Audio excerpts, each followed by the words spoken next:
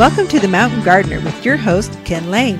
Gardening can be challenging, but with Ken's tips, tricks, and local advice, you'll reap huge rewards.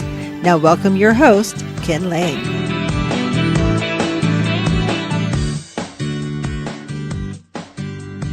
And welcome to this week's edition of The Mountain Gardener. This is your host, Ken Lane, here every week talking about the landscapes of northern Arizona.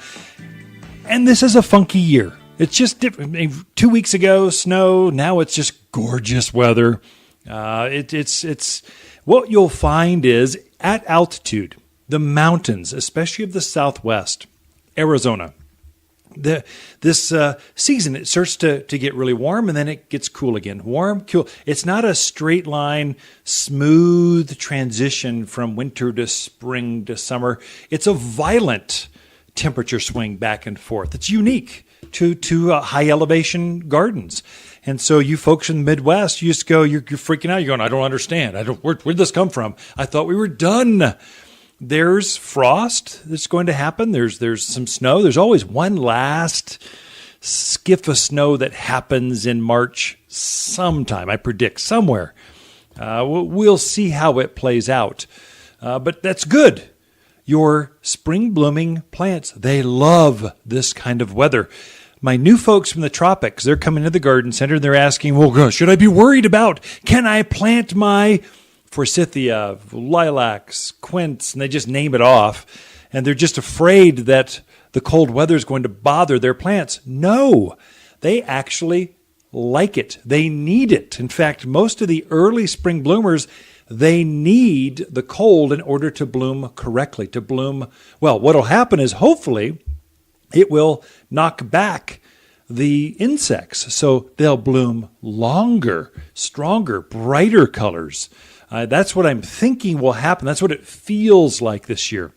If you were contemplating putting a new lilac, a new forsythia, a new flowering quince, a new rhododendron, a new whatever, we just had some lily of the valley come in that are completely, utterly loaded with flowers. It had to be one plant, like 100 or more flowers on this thing. The most sweet, fragrant, perennial evergreen. Grows about knee-high you've ever seen. It's best to plant that before it actually blooms. So the forsythia, a few of them just opened up this week. With the thaw, the last snow pile went away, and boom, they just opened up. If you can put those in the ground before they open up, they'll bloom longer for you, stronger. The plant won't necessarily be any healthier, but you will get to enjoy the fragrance and the color longer. Than, let's say, if you were to wait till you pick out that most beautiful blooming flowering quince you've ever seen, and it's in full bloom, you take it home from the garden center, you go plant it many times, it gets stressed out going, I don't know about this. Or the wind blows it off from the back of the pickup truck to your house. You're planting this for the beauty. Enjoy the beauty and plant it early. So you are perfectly fine to plant now. In fact, we had planting crews out all week this week. I mean, they are busy. Things are gearing up. And what we're finding is it's not just a tree or a shrub. These are larger plantings. I mean, like whole hedgerows. I love it. The privacy thing is back. I've been looking at that lot for 10 years. And now, can you believe it? They're building a house on it. I want privacy. So they would have been best if they'd put that hedgerow up, the row of Arizona cypress or Italian cypress or junipers up beforehand, right? Tiphotinia, cotoneaster. Right? There's dozens of choices.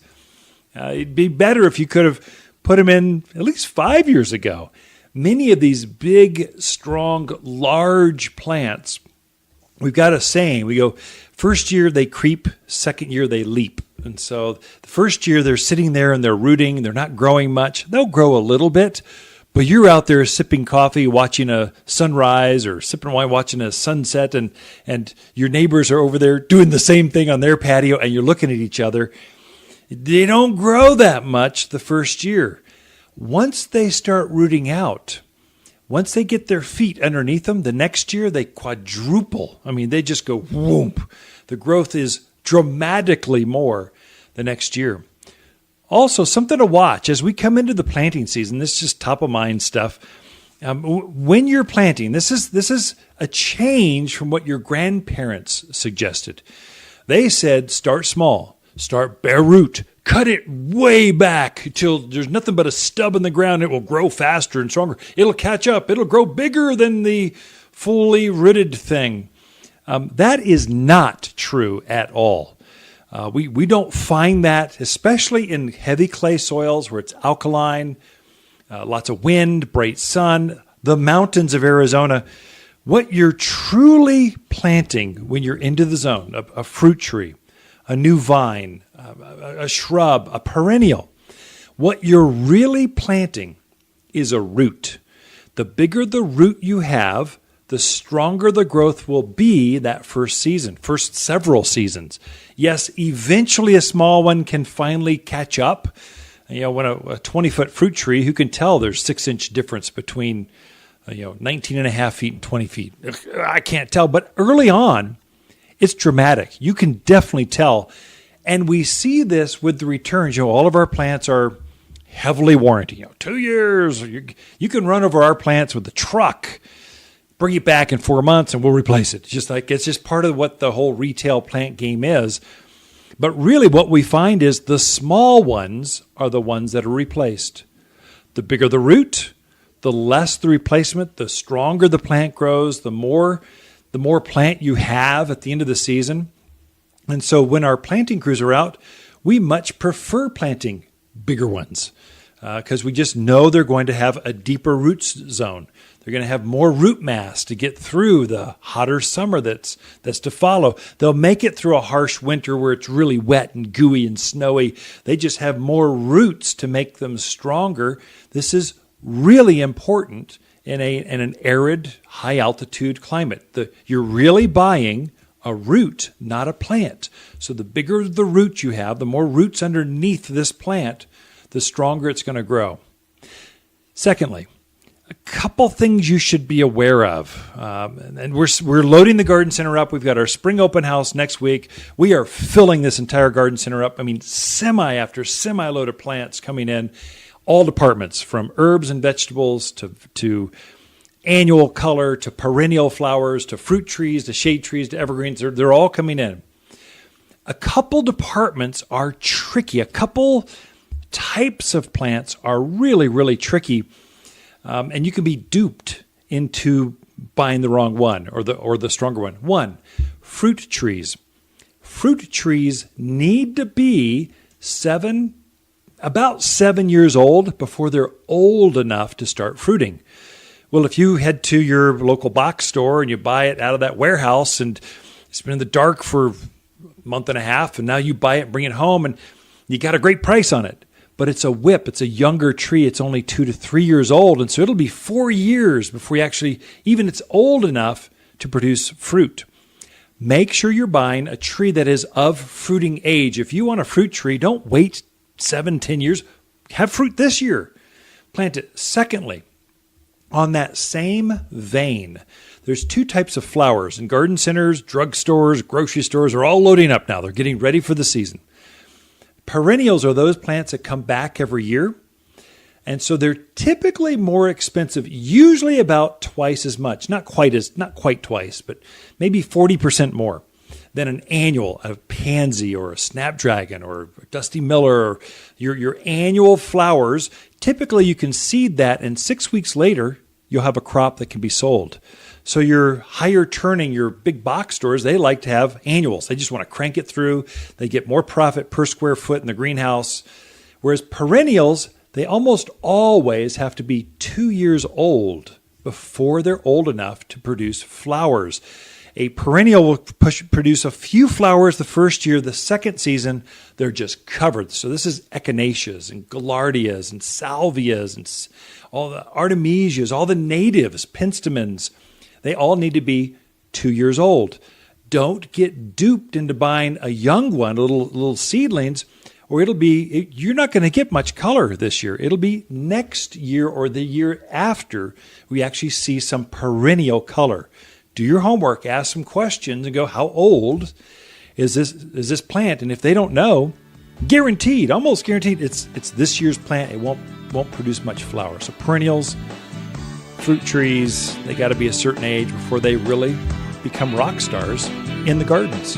Be right back. You've been listening to The Mountain Gardener with Ken Lane, owner of Waters Garden Center in Prescott. Join him every week for timely garden advice right for the gardens. Visit Ken where he can be found throughout the week at Waters Garden Center in Prescott. The colors of spring are bursting at Waters' 57th Spring Open House. Talk directly to our farmers as they show off the newest flowers, brightest evergreens, and freshest new bloomers. Friday, we show off this year's showiest plant introductions. Saturday and Sunday, it's impromptu garden classes, sidewalk art, cornhole contest, and drawings. Join the garden fun at Waters Garden Center's 57th Spring Open House this Friday, Saturday, and Sunday, March 15th through 17th. 1815 Iron Springs Road in Prescott. Hi, Lisa with the plants of the week and our Goshiki holly. Goshiki translates from Japanese as holly with 5 colors. Its new leaves emerge red, then turn green. The entire top of this holly is draped in colors of cream, white, gray, yellow, and green. This evergreen makes the perfect accent, hedge, or evergreen container for its all-round good looks. A really nice plant that shines through winter is just $39. Waters Garden Center, where people who love Japanese gardens, they love to shop. You've been listening to Ken Lane, the Mountain Gardener. Green thumbs learned while working in the Family Garden Center. Now welcome back to the Mountain Gardener. And we are back with Lisa Waterslane in the studio. She comes each week with your garden questions. Just the Garden Center, we've seen this wave of people starting to show up. So Spring is here. The thaw happened, and all of a sudden there's more excitement. So yes. How many do I need? Right. What's the best? I see this thing. Do I need to be worried? So it's exciting. It is fun. It's fun to see people out in the nursery yard again. A lot of them are just going, I had to get out of the house. I had to get my fix. I had to come get my fix. So I think too we're seeing we were seeing folks during the snows and that kind of stuff, but they were in for house plants, seed, and they were planning. They were looking at stuff. Now we've got all this new stuff. So now they're taking what they saw and going, oh, there's even more choices. And now they're starting to commit, and they're in the yard, and they're starting to plant. So that's exciting to see. Right. Well, the trucks are rolling. We've gotten some beautiful trees in. And boy, if you want some first picks of some nice trees, now's the time to be in looking at those. I Instagrammed that last truckload of trees that came in. I'm stunned at the number of people that saw that. It's just me walking through. They aren't even untied. They're on pallets out in the parking lot. No leaves. Nothing. Just a bunch of twigs. People are going, oh, I've been waiting. Oh, that's exciting. Yeah. It feeds on Instagram, and then it crosses over to Facebook. So I don't know which one. It's the same video, but it's the social media stuff's like a dream for entrepreneurs, small business people. But it's also overwhelming. I don't know how it all works. It just does. I know. I feel like a Luddite. I really don't, because I don't Facebook. I don't Instagram. My kids are always like, Mom. Yeah. I'm like, how do you keep up with the grandkids? Marco Polo. Marco Polo. Video conferencing. There are ways. That's right. Yeah. Mail. No. Yeah, right. When was the last time you mailed anything? A stamp? Been a while. Honey, where do we keep the stamps? And where do you put it on the envelope? How do you write a check again? Oh, boy, that's a tough one. Yeah. So garden questions. What do we got? Well, our first question is from Gary. He would like to know, is now the time to start feeding his lawn? And then he also wants to know, he's heard you talk about the humic acid. Yeah. Kind of just needs, do you use it at the same time? Different? Is it a fertilizer? What's different about it as opposed to? Sure. Good questions. And it's time. So March is your time for lawns. So I know we just had a big storm the end of February, 1st of March, but March is actually your best time to seed, to mow, to get ready, to extend, to add seed, add sod. This is the month. Now in October are your 2 peak windows for grasses. This is lawn type grasses. So what do? So go on to watersgardencenter.com. I'll just start with that. In the upper right hand corner, there's a search bar. Just type in how to feed a lawn. and this will come up. The article, what to do and when to do it, it's all right there. So if you want it actually in print, but here's the gist of it. In the month of March, you start putting something on your lawn every month, and you rotate between all-purpose plant food and humic acid. You start with food because you want to encourage new growth, and the bird guano that's in that food will just get it to ignite with new growth like right now. I mean, you put it on now, pray for rain that we've got coming up, or water it in, and by this time next week, you will see new blades of grass, just like that.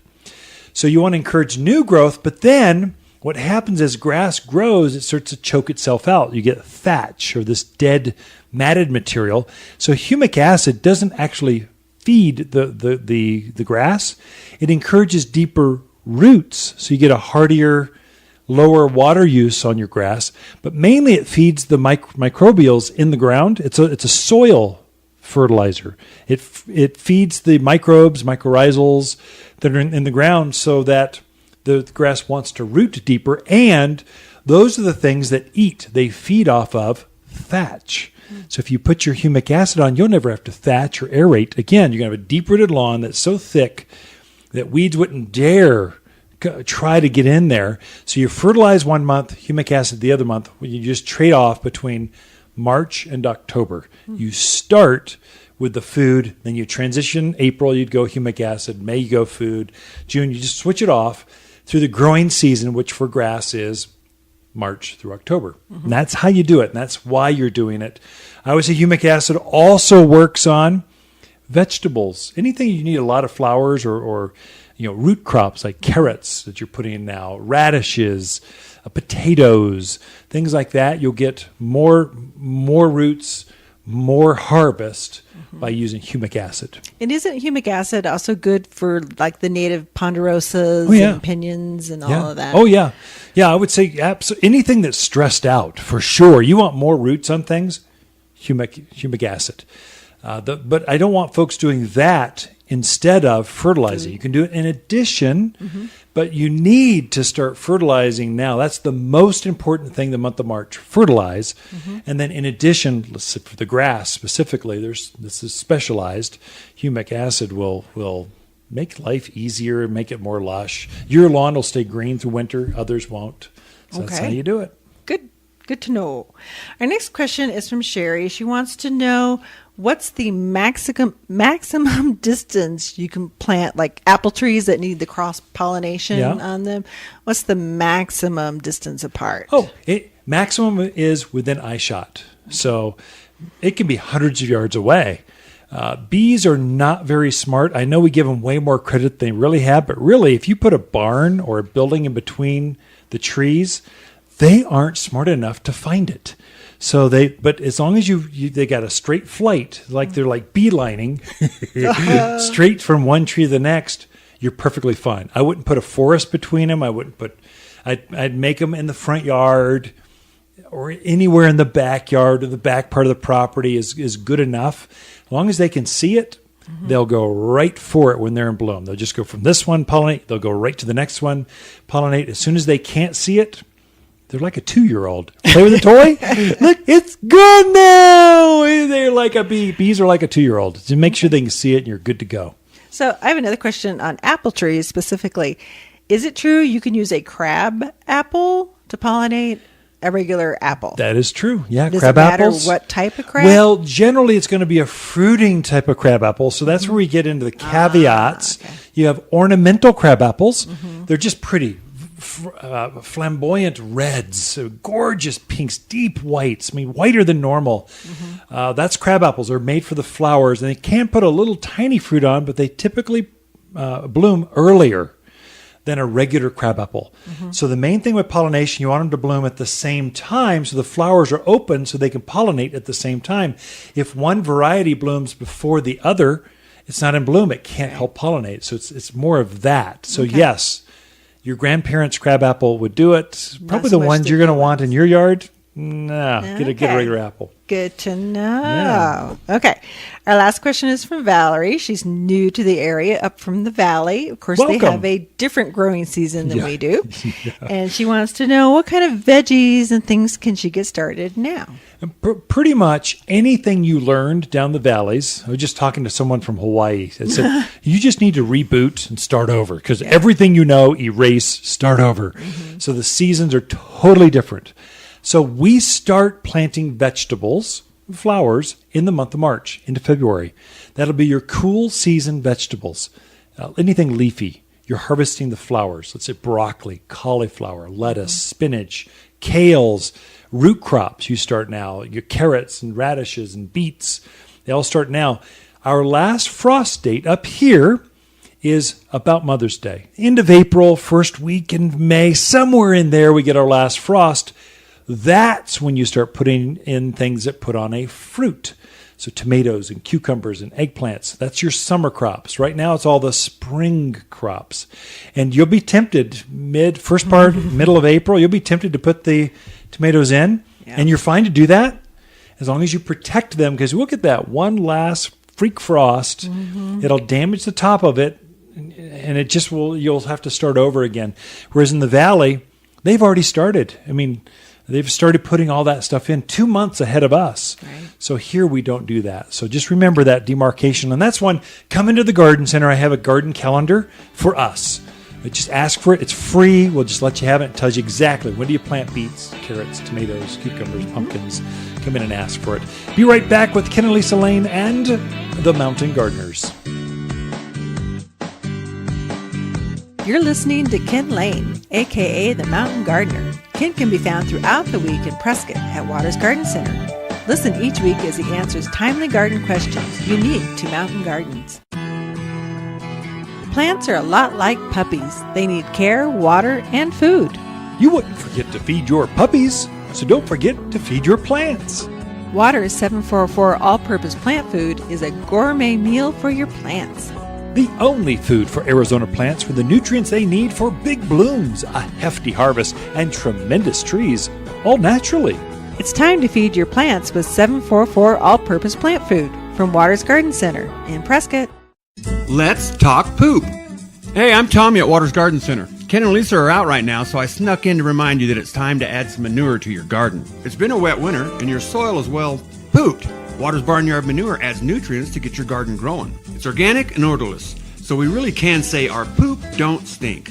Buy 6 bags or more. They're only $5.99. Now that's a load of crap. Tommy, what's going on? Oh, poop, gotta go. Natural, safe, odorless, and organic at Waters Garden Center. You've been listening to The Mountain Gardener with local expert Ken Lane. Join the conversation every week as he answers timely garden questions. Email Ken a question directly from your phone to his desktop through the web at watersgardencenter.com.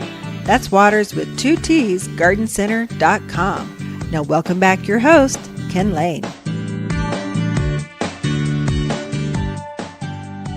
Now the planting season's here. March starts it. There's a few things you really need to wrap up from the winter gardens. You need to finish your pruning. This is important. All pruning needs to be done this month. So you got a couple weeks left and you need to knock this thing out, including your roses. So roses need to be pruned back. Typically the ideal month in the mountains of Arizona are the month of March. The deserts, they prune them back in November, December. Here, we wait, let the winter beat them up. You let them get covered in snow and let that freeze thaw happen to them. And then we come in the month of March, because typically we are done with the severe cold, the damaging cold that can get onto roses. And then we clean them up. So we prune them back to about knee-high, 3 to 5 stems, canes coming up. Your best flowers are produced on new wood for roses. And that's why we really want to cut them back. Same thing with grapes. You really need to cut these things back hard if you want to produce good big clusters of grapes. The best grapes are produced on new wood. And so there's a certain thing, there's process for that. This show is not about how to prune. We've already covered that a month or two ago. But mainly just put it on your radar. You should just feel the pressure to get it done. I'm going to cut back my thyme lawn. So those are all the front perennial beds are going to be cut back with a lawnmower. Just go back over it, even it out. I'll go through the lawn. I'll take some topsoil to something that kind of a heavier mix, kind of grade it out over there and level things out so I can get rid of the worm castings and just make it a smoother, nicer lawn appeal. You really need to get back. You need to cut back some of your herbs. Rosemaries can get kind of woody sometimes. So I went back and strategically, surgically, cut back some of the big woody canes or vines or branches on those rosemaries, lavenders, so that they produce more fresh leaves that can be used in the kitchen, can be used in recipes, whatever. So my salvias, they've all been cut back. That's the autumn sage, all colors. So I generally keep those up intact so that they're kind of sensitive. They're a borderline drought-hardy native plant. So they're zone 8, zone 7. So depending on your elevation, they can get damaged in winter. So I leave the structure up, then I cut them back real hard in the month of March. So the point being, make sure you finish this stuff up. If you don't know how, visit your local garden center. They can hone you right in. They probably have handouts that tell you how best to go. Take an iPad or a phone in, show them what you got, and they can show you how to best strategically cut that thing back. And then there's always the internet and books. It's just sometimes the internet, you never know what you're going to get. It's the screwiest stuff on there. Some of it is totally wrong. Some of it is right on the money. Books are probably better for really doing the detail work of gardening. Secondly, you need to spray for bugs. Take the entire yard and just hose the whole thing down. This is going to be like appalling to some of you organic folks, but use an organic oil. You can use a bug killer that gets all those aphids and psylliads and thrip, and we're seeing whitefly, all kinds of crazy stuff. The scale will be coming out momentarily on your pine trees. Put the oil on, and that on a hose-in sprayer. Oil everything down. It's completely organic. It's the least expensive thing you can use, and it helps you start from scratch. Helps you at least not have eggs sitting there waiting to hatch and come out at you. And the bugs, they are hatching. I've seen spiders in my basement. I've seen moths flying around. The aphids, I'm sure, are already starting to come out. So you need to clean the yard up. Lastly, fertilize everything in the yard. Give them a good, strong, balanced plant food, an actual food. So many of your landscapes, they're starving. They haven't been fed in years, and they look emaciated and weak and yellow, and they haven't bloomed in years, and your iris just are looking overgrown. Your evergreens are thin and wispy. That should not be the case. Those can all be corrected with a few key nutrients.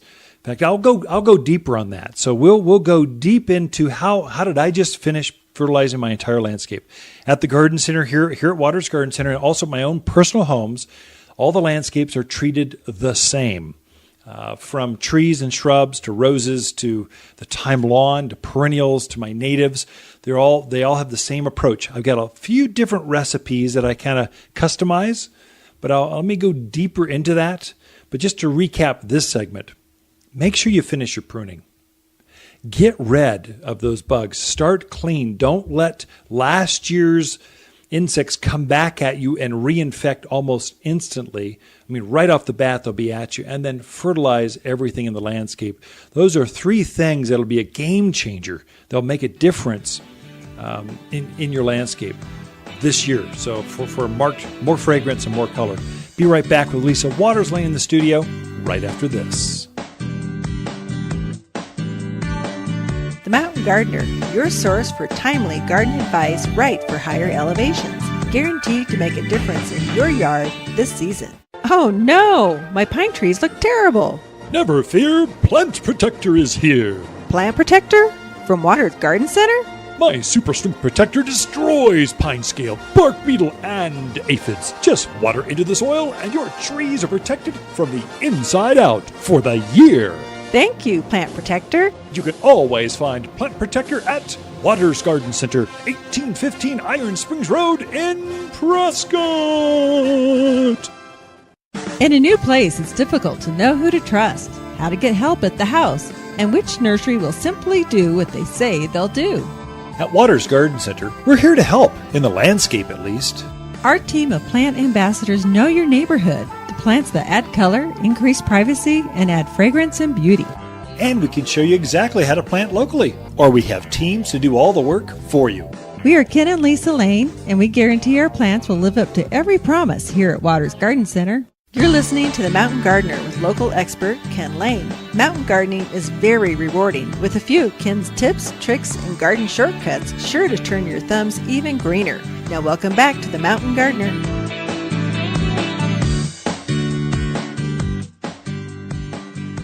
And we have a very special guest. She comes to us each and every week, actually. Lisa Waters Lane comes in the studio, and this is her entire segment, just all about her. What is she seeing out in the garden? A different set of eyes. And so welcome back into the studio, Lisa. Thank you. My very special guest. I'm still a guest, huh? Well, you're more than that. After this will be 32 years together. We're heading that way. Actually, together we dated for 5 years through college, basically. Right. And then I got married right after that. 4 kids later, and a couple businesses later. Actually, we opened our first business together. It's kind of history that people don't want to hear. Before we were even married, we were doing stuff in college. We were. So we would young and foolish. Thought we could do it. Yeah, younger, you do get a little bold. That's a good thing. Bold.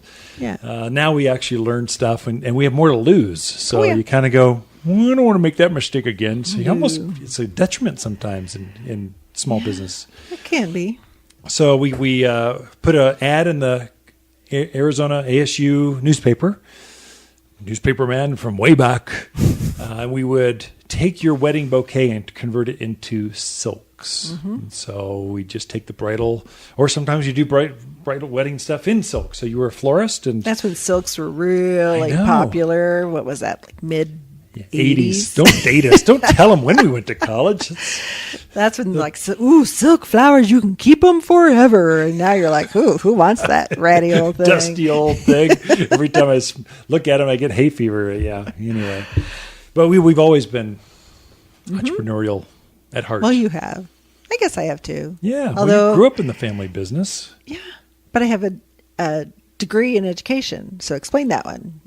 Teachers are great. What are you talking about? Of course they're great. We need more teachers, and that's half of why we do teaching garden classes every weekend, is that whole teacher mentality. If we educate someone on how to garden, they'll hopefully come back and go use your plants to garden with, and you create that loyalty. And it just, there's this thing, you remember your first grade teacher. There's this bond that you have, and you got it. My first grade teacher, we always called her Mrs. Flashbulb, but I don't think that was her name. It was Flash something, but when you're in first grade, it's like, what? We always called her Mrs. Flashbulb, but I'm sure she hated it. She's probably still in town. Prescott's a small place. She wasn't a spring chicken back when I was in first grade. So what do you got for us this segment before we insult all of our first grade teachers? None of them want to. No, they're wonderful, wonderful. Well, for some bizarre reason, this week I have been hit up by people going, I have shade. I have shade in my yard. I have shade in my yard, which is so different from our normal, I have beating hot sun. Yeah. And I think a lot of people don't think about the colors and the variety of things that can go into a shaded part of your yard. I mean, all of us have a north side of our house. All of us pretty much have a covered front patio or back patio that's got a covering. And that's where it's harder to grow some of those sunny, bright flowers that need the sun. That's a place where you put shade plants, either in a container or off the side, gardens, kind of stuff. So great idea. Yeah, a lot of people, get here and they say, well, I've heard you can't grow rhododendrons here. I've heard you can't grow azaleas here. And I'm like, you can. You just got to be careful where you put them. Be selective. Yeah. So we do get a variety of rhodies and azaleas in that are absolutely gorgeous. And the colors on those particular plants when they bloom are just spectacular. Nothing like them. I think they have darker foliage, and the colors are so bright on the dark foliage that they're stunning. They're brighter than some of the lighter colors. Some of your sunny things will go more yellow on you or have muted colors. Here they're like fluorescent. Turn on a light switch and whoop, they're in bloom. There's a real pretty one. I think it's a new one out this year, rhododendron, called Cherry Cheesecake. Oh, now, I fun. love the name because, you can't beat cherry cheesecake. But the picture, of course, it's not blooming yet. It's got the buds set, huge buds on it. But the picture is a white blossom with a bright pink edge to it. Oh, neat. Looks fabulous. Variegated, two-toned. No, neat. But same basic evergreen foliage. Yeah. The bigger is it leaf dwarfed to it. or bigger? How no, tall it's does the it get? bigger one. Bigger. It says, I think, 5 to 6 feet. It's normal. So it's bigger leaf, that real big, thick, heavy leaf on it. But looks stunning. And, of course, we also get the mini rhodies, the purple gems, which are, about 1.5 feet, 2 feet high, little nice shaped balls. They get a real pretty purple flower on those. So we have, I think, probably at least 5 different rhododendrons in right now with different colors, kind of different leaf textures. For you folks that are in the forest interface, I mean, the Hazley Homestead, that's probably a 20-year-old community out up the spars, going up over towards Wilhoit. There's some older cabins, older homes, and the rhododendrons are literally taller than I am. And they're surrounded by deer, javelina, rabbits, and they're gorgeous, magnificent. They're underneath the canopy of the pines, which is where they're best. They like the acid coming off of the needles. They like the shaded areas, that more filtered sunlight. They just naturalize and look so good. Right. If you got a lot of pressure from animals in that canopy cover, that's a great choice, and animals are not going to bother those. That is true. We also have a series of azaleas called the Evermore series. Very bright orange blossoms on it, which you don't see too much orange out in the yard just naturally. Pinks and light pinks and dark pinks. Just a really nice series of azaleas. But another shade plant that I don't think is used very much around here, or people just really aren't that familiar with it, is the pieris, which is the lily of the valley shrub. Its bloom looks like, if people remember the old-fashioned lily of the valley blossom, very fragrant. It's actually a little bulb, but it has that same look to it, kind of that white, what would you call it? White. Kind of like waves of white flowers that hover over top of this evergreen foliage. Yeah, very pretty. There's mountain fire, has the new foliage comes out kind of a red and then turns more green. It also gets a beautiful fall red to it. That's the name, mountain fire. The name. And then the other one is flaming silver. So flaming silver is a variegated leaf. It's kind of a white and cream leaf on it, but the same real pretty white blossoms on there. Very dynamic in those dark areas with that white blossom. Nothing blooms and has the fragrance. Well, I guess Daphne could come close, but the lily of the valley has got a fragrance to it. It'd be great in a container because it doesn't get too huge. Right. It's very showy. It's evergreen. It always look good. But from late winter through all of spring, it's got either heavy buds or in full-on bloom. And then it's just a great green plant in the summer, great fall color. It's got everything going for it. It does. And I think that one's also animal resistive. I have to double check on that one, but I'm pretty sure that one's not going to be bothered by javelina and deer and that kind of stuff. Bunnies, yeah. The doggone bunnies. Darn bunnies. They're going to populate like crazy with all this moisture. I boy. know. Should make the coyotes happy. Yeah. Don't share that with gardeners. It's the circle of life. Gather. They know that. So some of your just regular hollies do nicely out in those shaded areas. The one, it's been out maybe a year or two, but the honey maid holly, I just think is so pretty. It has kind of a yellow-green variegated to it. Just a really standout holly out there in the yard. Sometimes the yellow shows up better in the shaded areas than that dark definitely. green. So many shade plants are very dark green. I don't know why that is. Must got to be a photosynthesis thing or something. Yeah. But the brighter, lighter yellows and creams, they actually show up and pop better, those darker corners of the house. Right. The other one that's really pretty that has that variegated color is the goshiki. Oh, yeah. Which I don't think that's a true holly. It's no. something else. Osmanthus, something, but they call it It's a Goshiki holly. It's a Japanese name. So it's Five Japanese color, for 5-color, yeah. Yeah. Very pretty, kind of the new colors, kind of a pink blush, and it has some yellows and some greens. Beautiful crop. I just put them on an Yeah. end cap Aren't they out there in pretty? the truck. They're stunning. It's the Yes. best crop of Goshiki hollies I've ever seen. And this week, after the snow melt, the camellias, another shade plant, just opened. Yeah. They're in full, each flower is like 6 inches across, dark green foliage, loves the shade.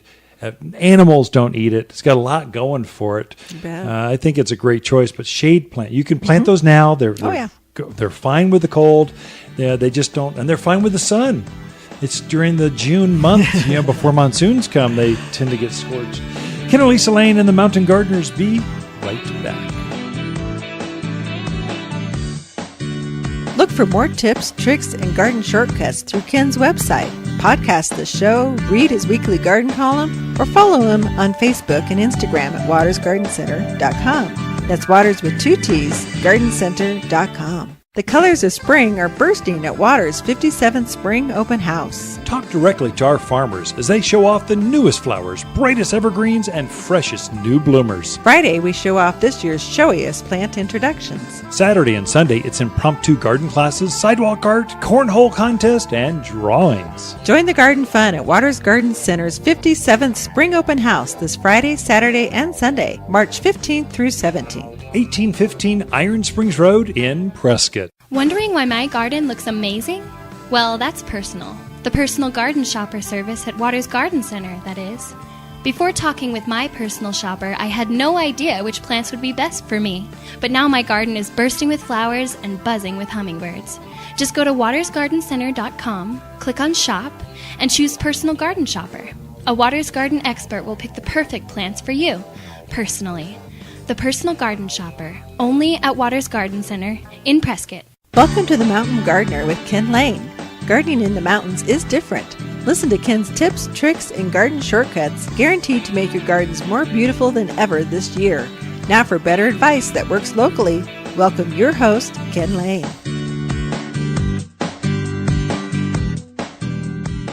Now, I had mentioned at the bottom of the hour, you really need to get done with pruning, clean things up as far as insects go, and I shared how to do that. Food. How do you get the plants where they're the healthiest? And plants are very much like people. They need their steak and potato. They need some carbs. They need some proteins. And every once in a while, I like a Snickers bar. And so you need to feed them accordingly. And the plants, this is not as complicated as you think. Get one really good food and just give it to everything. You don't need all these special formulas. We are rarely using a heavy nitrogen-based fertilizer. These are your lawn foods, 21-0-0. Foods are all about nitrogen, phosphorus, potash. Nitrogen, that first number, that's green growth, leaves, blades. So a lawn food's going to be 21% nitrogen because we want fresh new blades, all this green all the time. If you put that onto, let's say, your butterfly bush, you'll have this ginormous bush that takes over the shed, takes over the patio, takes over the front yard, and not as many blooms. It's growing too fast. If you feed your tomatoes you're all nitrogen, you'll have this huge plant and it doesn't produce much fruit. That's nitrogen. So usually we're going with a little nitrogen, but more phosphorus. Phosphorus, that middle number, that produces roots, blooms, and fruits. If you want more flowers on your salvias, on your roses, on your butterfly bush, you want more red flowers on your yuccas or more honeysuckle flowers, you give them some phosphorus. That's the middle number. The last number is potash. That's going to be disease resistance. That's the leaf thickness, the stem's sturdiness, the branch holding up against the wind. That's that last number. So you have nitrogen, phosphorus, potash. Those are the three numbers, and that's what they do. And what you're looking for is something that is balanced. And I would even make the suggestion, you need to give your plants a little iron and sulfur Now we've got a lot of iron that naturally occurs in our soil, but our water is so alkaline. The soil is so alkaline that it locks all those minerals up and it can't release it. So the plant can't have access to it because the alkalinity went up so high. So this is unique to this little bubble of the Southwest. Everywhere else in the country, you're adding lime. Lime sweetens the soil. Have you heard this? So that's a unique thing that you'll see on HGTV, Fine Garden Magazine. All the big national brands are going to say, oh, lime, now's the time to put lime. Do not do that don't torture your plants that way in the mountains of Arizona. You will kill your plants, or they'll be so suffered, they'll be so thin, they'll be so stressed that they won't grow for years. If you add lime to your garden, that raises the pH. You're already at the upper limits, and if you raise it more, you can kill plants or stress them out. You folks that have had hot tubs and pools, you know you're always measuring your pH. What's the alkalinity of that? How much acid or alkalinity is in that water? If you get it wrong, you get in the hot tub, you get in the lap pool, and when you get done, you feel like your skin's crawling off of you. You just itch, and you just need to take a shower and just de-cleanse yourself. It's too much. It's not so much the chlorine, it's more of the pH is off, more acidic or too alkaline. Your plants are the same way. Their roots literally the bark wants to come right off of those plants. They're irritated beyond belief. They can't absorb the nutrients. They get real yellow. They'll stop blooming. They'll shed their fruits. These are all indications that the pH went too high in the mountains of Arizona. This is, again, I'm talking about here, unique area of the Southwest. This does not apply to anywhere else but right here. So with that being said, I make my own fertilizer for the mountains, and I front load quite a bit of sulfur. I think 2.5% or 3% of that formula is sulfur, because I know that's how our water is. I know that's how it affects the soil, and I know if I lower the pH just a little bit, the plants will load up with more flowers, have larger flowers, better fragrance. That's sulfur. I go so far as in my own gardens, I put all-purpose plant food. It's 744 all-purpose. I spread it over everything. I just take my hand spreader and just walk around the yard and I go, here, guys, just have fun, eat up, bloom for me, become green, be fabulous this spring. And they are. Right after I get done doing that, I also take a bag of soil sulfur. Yes, that food has some in it, but I want to front load the gardens as they wake up, especially after all this winter moisture we've had. I really want to up the fragrance, up the color, and so I'll in addition, add some additional sulfur. I only do this in the spring. Just the first of spring, I add the all-purpose food and sulfur, and I've done the entire yard so far. Okay, everything from evergreens to my perennials to the lawn, everything has had all-purpose plant food, a 744 balanced mix. In fact, that mix, the primary ingredient is cottonseed meal. And cottonseed meal is a good nitrogen source, has some phosphorus, but mainly it also lowers the pH as well. It's got some bird guano. It's got some bird poop in it that helps things grow, wake up fast. So when they start to leaf out, you get larger leaves on your maples, sycamores, willows. They'll get larger, better canopy because of the bird poop, basically. So can you say poop over the airwaves? Bird guano. There you go. So that's bird guano, cottonseed meal, some iron, some sulfur, and that you spread that out. It's pelletized. It's all natural. In addition, I put the soil sulfur down. Now, for certain things, here's my last step. Now, this is just what I do. Now we're really getting deep here. This is like gardening 301. We're at junior, senior level stuff. In addition, for things that I really want some blooms. So these are my spring blooming autumn sage, my lilacs, the forsythias, the crepe myrtles that will be blooming late spring, early summer, rose of Sharon, butterfly bush, things you want to flower or things that you want a fruit on, fruit trees, blackberries, raspberries, grapes. I also take the extra step, and I don't do this for the entire yard, just things that bloom. I want more flowers. I want them to be rock stars. I mean, I want them to be, wow, how did Ken ever grow that kind of echinacea? I can't believe his gaillardias are that gorgeous. Look at those roses. I want that kind of statement when you come to visit my house. So for those plants, I'll give them the all-purpose food. I give them the soil sulfur, and then I'll get just a bag, like a medium-sized bag of superphosphate.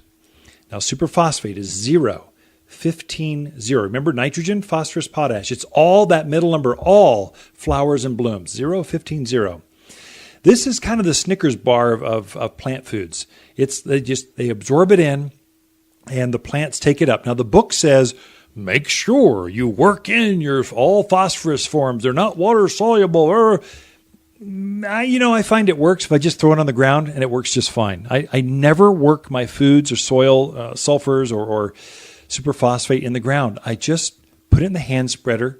I walk around the yard, and I just spread it out like fairy dust underneath the plant's drip line. That the outer branches are where most of the food is actually picked up. I don't focus on the trunks. I focus on the outer areas, this big ring of a big tree or a big shrub. I want the feeder roots are out there. I'm putting that superphosphate around there, and I don't work it in. I actually don't want to disturb the roots underneath there. I just put it on, and I just let the rains, the snows, the water, the irrigation all work it in the ground. And I find it works just fine. I will have roses that are, showstoppers with that formula, that 3-3 mix. It's a game changer. For new plants, it's critical because you need more growth. You need more roots on that. We'll fertilize them, give them some plant food, and they'll bulk up.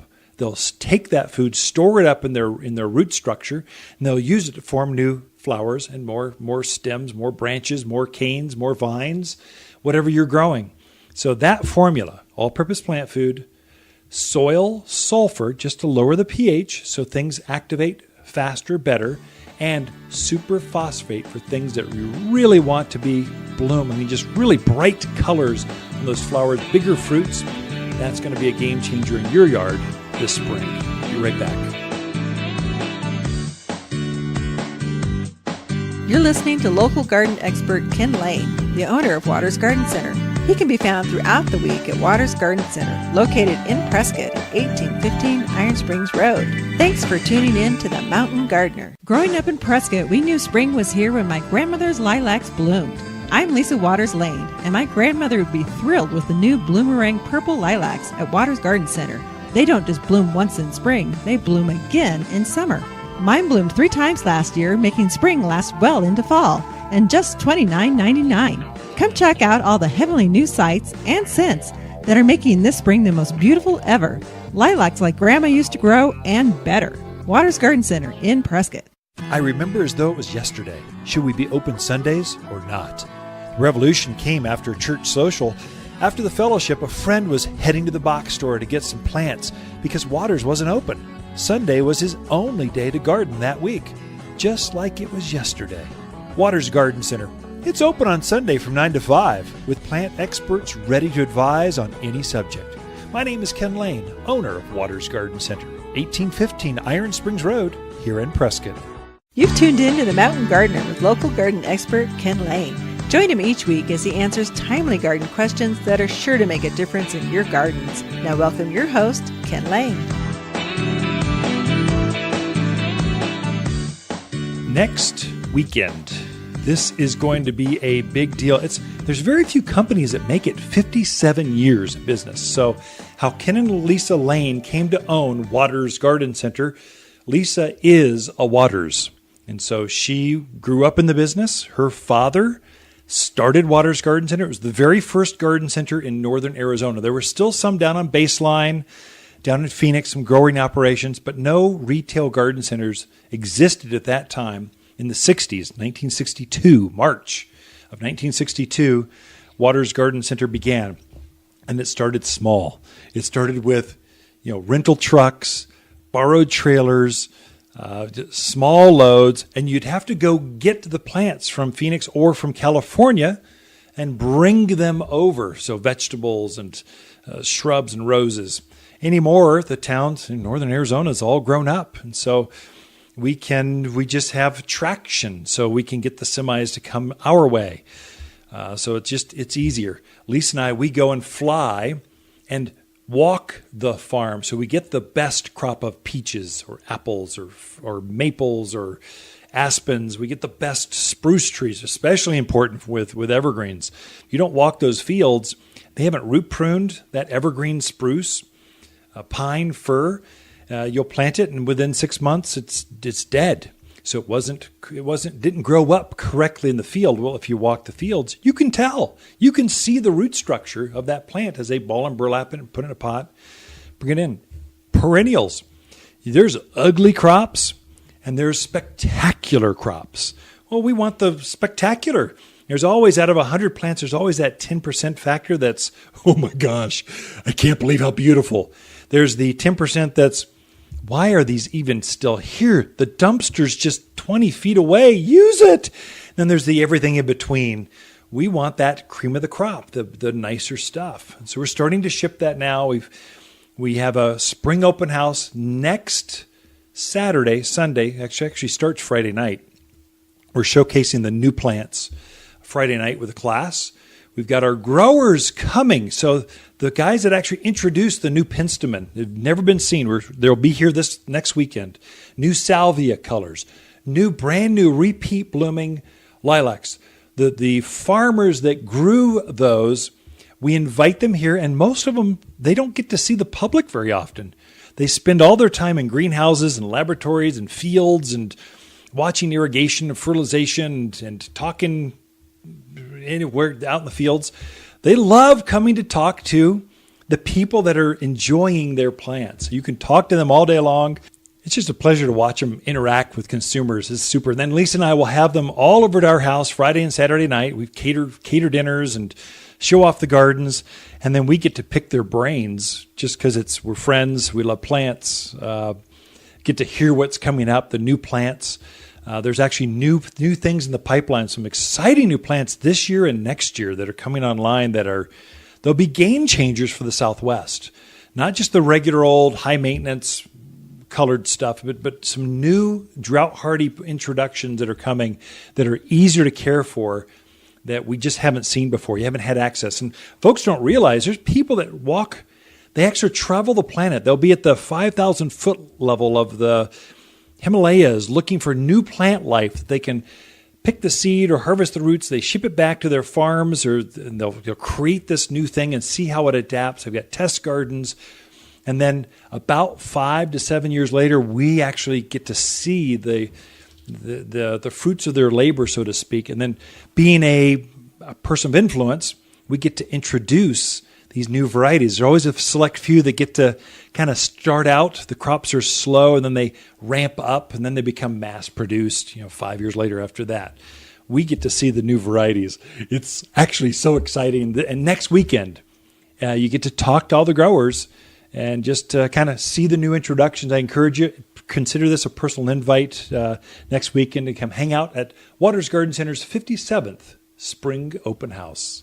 I remember as though it was yesterday. Should we be open Sundays or not? The revolution came after a church social. After the fellowship, a friend was heading to the box store to get some plants because Waters wasn't open. Sunday was his only day to garden that week, just like it was yesterday. Waters Garden Center. It's open on Sunday from 9 to 5 with plant experts ready to advise on any subject. My name is Ken Lane, owner of Waters Garden Center, 1815 Iron Springs Road, here in Prescott. The colors of spring are bursting at Waters' 57th Spring Open House. Talk directly to our farmers as they show off the newest flowers, brightest evergreens, and freshest new bloomers. Friday, we show off this year's showiest plant introductions. Saturday and Sunday, it's impromptu garden classes, sidewalk art, cornhole contest, and drawings. Join the garden fun at Waters Garden Center's 57th Spring Open House this Friday, Saturday, and Sunday, March 15th through 17th. 1815 Iron Springs Road in Prescott. If you want a more fruitful garden, increased success in your landscape that just feels better, then tune in every week to The Mountain Gardener. Years of tips, tricks, and garden shortcuts are guaranteed to make your gardens nicer than ever. Listen to this podcast or read Ken's weekly garden column by visiting watersgardencenter.com. That's Waters with 2 T's, gardencenter.com. Thanks for tuning in.